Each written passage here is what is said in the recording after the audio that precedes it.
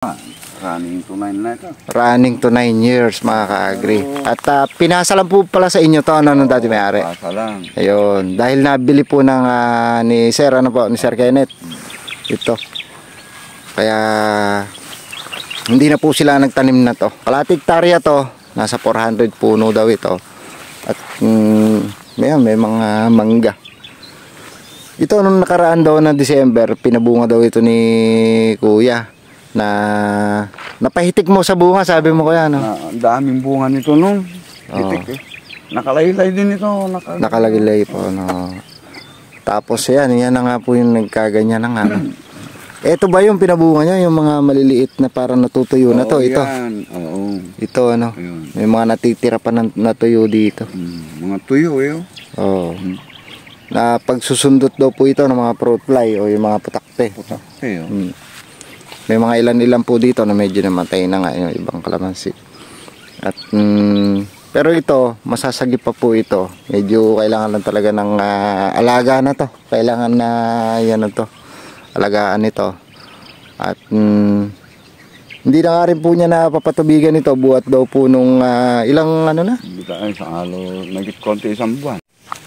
Magandang umaga sa inyo mga ka-agri. Andito tayo ngayon sa Kalamansian na isa natin subscriber dito sa Platero, General Mamerto Natividad, Nueva Ecija mga ka-agri. Medyo malapit lang ito sa amin. Mahigit isang oras lang ang biyahe. Isang oras at 15 minuto siguro yung biniyahe ko mula dun sa Kalamansi farm ko.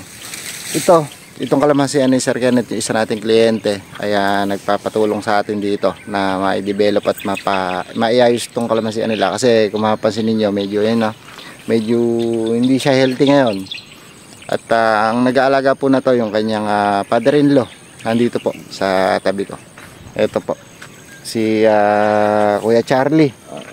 Ito yung nag-aalaga po ng kalamansi. Medyo, sabi ni Kuya, medyo tinigilan na daw po niya to, parang sumuko na siya rito nung inaalagaan niya to, napabulaklak niya pero nagkahulog po yung bulaklak at yun, medyo tinigilan na niya nung nasira na yung loob niya at napabayaan na niya nga ng ilang buwan. Kaya ito medyo pansin ko dito may mga hanip mga ka-agri. Tingnan natin mga ka-agri, hinanip na rin siya. Uso na kasi hanip ngayon, tag-araw na yung mga hanip, lalo sa mga palayan kasi may mga palayan po dyan sa gawin na yan ay dito nagpupunta iba, lalo na nga kung hindi nakakatikim na insecticide dito, talagang pupuntahan ng mga hanip. Wala na nga natira doon sa ipinabunga ni Kuya, kaya sayang po, malaki din daw po yung nagastos nila nung una dito. Kung mapapansin nyo, ang daming itim-itim dyan na mga bunga ho yan na nahulog. Nalaglag o bunga. Oo, yun ang nangyari. Nagkahulog lahat. Nahitik daw ito sa bunga, sabi ni Kuya Charlie. Nung maliliit, dami. Hitik na ito. Saan ang patubig mo dito, Kuya? Ay, andun sa mangga. Malakas yung patubig ko rito. Malakas. Silipin natin yung patubig nila. Kasi sa kalamansi mga ka-agri, yung patubig ang number 1 dapat. Lalo na nga kung summer. Itong lugar na to medyo mataas ito, naka-elevate. Kaya perfect din ito sa kalamansi. Itong lugar na to. Ito, medyo kailangan din ito ng gastos para maiayos po ito mga ka-agri. Dahil hindi pa naman siya talaga abot-abot Kung mapapansin nyo nga, medyo maganda-ganda pa na may daanan niya. Kumpara po sa kalamansian natin na medyo talagang hindi na tayo makadaan. Pero ito, titingnan natin magagawa natin dito. Mapasariwa natin dahon at habol pa tayo sa pabunga mga ka-agri. Habol pa natin itong sila Kuya Charlie at Sir Kenneth. Pero dito, kung sakalit mamunga to, hindi na po ito makakasapul ng sobrang mahal na presyo. Pero ewan natin, di ba? Minsan kasi may mga panahon na akala mong mura pero nagmamahal. Opo. Basta kasi napahitik yung bunga na to, Kuya, kahit na 800, 1,000 ang presyo ng kalamansi, kikita pa rin po. Basta napahitik sa bunga. Dito ba may mga mamimitas naman po ba rito? Marami. Kanina Kuya, madali araw doon. May nagbibiyahe na mamimitas. Maaga po bang pumitas dito? Hindi, ang lusong nila ay yung mamimitas sa alas 9. Bakit po kanina May mga maaga ako nakakita doon. Baka kuan yun, mag-aantabay lang. Gaantabay lang. Siguro baka malayo pipitasan. Baka sa Ibayo, maraming kalamansi sa Ibayo. Doon nga po papunta, parang sa Ibayo na yun. Ano gamit nyo kuya dito? Di kurudo? Diesel. Mukhang malakas nga, hukay na hukay na yun. Nasa kulay 1 metro na yate hukay na. Malakas ano. Ayun, mga ka-agri. Open water pala to. Ano ba yung kuya? Lawa o sapa? Sapa. Ayo, sapa. Galing Pantabangan yung tubig. Pantabangan. Ano ba yung ano nyo na to? D4 o D5? D4. D4. Na kubota po ba yan? A7.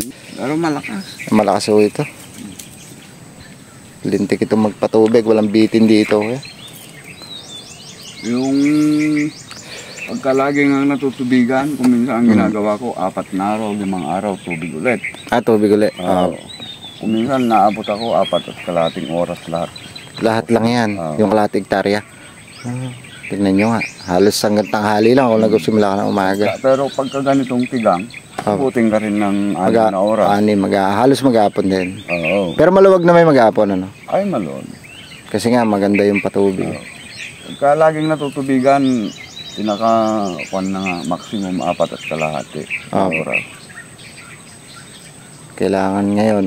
Pero siguro mas maganda kung pabubungayin ulit ito. Alisin na yung mga patay para hindi kapitan nung alisin nyo na. Alisin nyo na ngayon yung mga patay na yan. Pati yung mga patay na sanga, tatanggal-tanggalin nyo na din habang may ikot-ikot kayo. Para mawala na yung mga bulok-bulok na yan. Panggatong nyo na lang. Yan ang ano. Tapos, yun. Medyo nagtigang na rin naman na kayo. Medyo mag-iisang buwan na. Halos 1 buwan na nga na tigang na yung kalamansi. Ito, pwede na rin ito na na okay na rin tigang na yan kasi sa napansin ko kuya dito, pataas yung lupa nyo. Mukhang tuyo-tuyo naman na. Mukhang malalim na pagka tuyo Pwede na to. Spray na lang muna ng pandamo. Tapos mag-i-spray tayo ng mga panghanip kasi marami hanip habang bago magpabulaklak.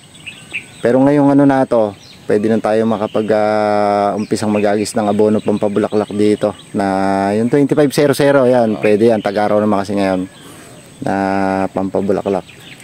Pero dito, kung i-develop natin to o kung i-repair natin yung kalamansi nyo, Kuya Charlie, aabot tayo dito ng siguro sa susunod na pabungan nyo pa, gaganda na to. Sa ngayon hindi masyado. Para kasi kasi aalagaan din natin ngayon yan para manariwa uli. Sayang naman kung 'di ba, sasabayan na natin ang bunga para kahit papaano maibalik yung gagastusin sa kanya pampa-repair. Re-repair natin yan, kumbaga i-rejuvenate natin uli yan. Yung mga natirang bukol-bukol. Ito yun ang mulaklak ng December. Po? Ito yun mulaklak ng December. Mga alana. Ganda na sana. Bukol-bukol na. Sundot na. At saka active kasi ngayon ng mga fruit fly yung mga putakte, maninira, kaya talagang madadali. Yan, tuturuan natin sila na kung paano yung mga tamang pagpapabunga, pag-aalaga ng bunga. Yan po kasi ang number 1 na kailangan matutunan ng mga kliyente natin. At nandiyan na kasi, kumbaga, nandiyan na. Mag-harvest na kasi ang kasunod ng pag-aalaga. Kaya yung pagpapalaki mo sa kalamansi, nandiyan na yung pinaka na talaga. Money maker na kasi. Kapag ibig sabihin, mag-aano na kasi ng pera yan Yan na yung mag-uumpisa mag-asampa ng pera sa'yo pagka mamumunga na yung kalamansi mo. Kaya ito na yung pinaka-importante na sa lahat sa pagkakalamansi. Yung pagpapabulaklak, pag-aalaga ng bulaklak, hanggang pumitas mga ka-agri. Ito na. Kaya isang kliyente natin na to, gagawin natin lahat ng technique natin dito sa kanila para iayos yung kalamansi nila. Pero ito, yung kalamansi na to, maganda pa po ang distance na to. Gano'ng kalawang yung sibuyas mo na to, kuya? 0.6. 0.6 hektar. Pati na yung maliliit. Pati yung maliliit. Ito mga ka-agri, yung sibuyas na nito ni Kuya Charlie. Malaki na, nag-uumpisa na daw maglaman ito. Sibuyas na pula, Yan, Red Pinoy. Ayun. Ay. Yun, no? Yung patubig na to, doon din nakakonekta sa may open water doon, mga ka-agri. Mataas kasi doon, papababa dito. Kaya maganda yung sapa nila doon. Doon mataas, papababa. Ito, mga ka-agri, challenge na naman sa atin ito na pag-aalaga ng kalamansi na to. Yung pag-repair na naman ng kalamansian na mga napabayaan na. Dahil nasira na nga po yung loob ni Kuya Charlie dito, yung father-in-law ni Sir Kenneth, yung kliyente natin. At ito, di-develop natin. Ito, pwede pa po ito. Kailangan lang talaga medyo gagastusan ito para maibalik yung ganda ng kalamansi at mapaganda yung mga dahon. Kasi nga, na mga maliliit na, tapos may mga hanep. Sinisip-sip niya po yung mga dahon, kaya ito nangyari. Hanggang sa matuyo na po lahat yan kapag napabayaan po yan. Ngayon, papa-spray natin yan ng mga panghanip tulad ng yan, magaganda yung mga top kill, Selecron, yan magaganda po panghanip yan. Tapos kailangan po nito abono ang kailangan na to. Kaya kailangan na to. Tigang na po itong tinigang na po ito. May isang buwan na. Kaya pwede na rin po itong patubigan na stress na.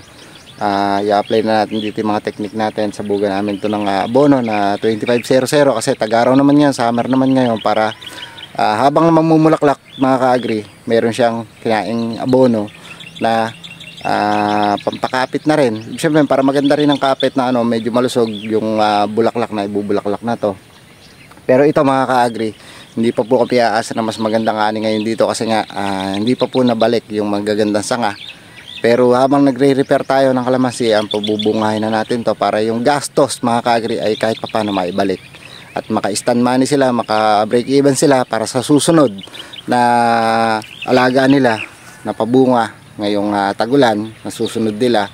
Ay yun na, naka-ready na po ito yung kalamansian nila. Kaya tayo, gagawin natin ang lahat dito para maibalik yung ganda ng kalamansian dito sa kliyente natin na Sir Kenneth sa General Mamerto Natividad, Nueva Ecija, mga ka-agri. Paano? Hanggang sa susunod na lang na vlogs, Happy Farming. Update ko na lang kayo dito sa mga susunod nating vlog dito kung i-improve pa ba yung kalamansian nila, mga ka-agri.